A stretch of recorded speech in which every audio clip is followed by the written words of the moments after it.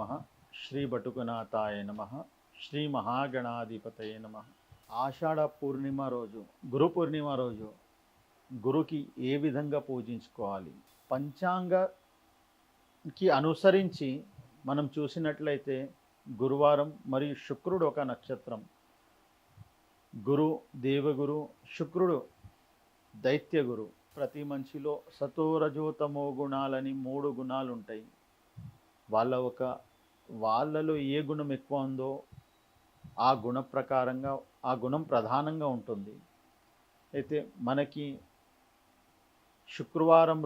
గురువారం రోజు శనగపిండితో చేసిన పదార్థాలు, లడ్డు లేకుంటే మైసూర్ పాక్, ఈ విధంగా మనం మన గురుకి స్వీట్, ఎల్లో కలర్, పసుపు కలర్ ఒక బట్టలు, జపమాల, గోముఖి అంటే మాల అందులో గోముఖిలో పెట్టి జపం చేస్తారు, గోముఖి.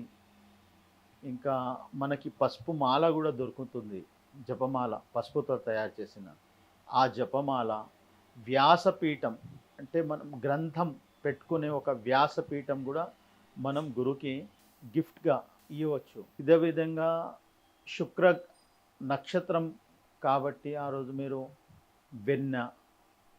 వెన్నతో చేసిన పదార్థాలు, నెయ్యితో చేసిన పదార్థాలు, లేకుంటే బియ్యంతో చేసిన పాయసం, ఇదంతా మీరు గురు పూజ అంటే గురువు దగ్గరికి వెళ్ళి ఆయన పాదాలకి పూజించి గంధం పుష్పాలు సమర్పించి ఇవి మీరు ఆయనకి సమర్పించుకోవచ్చు.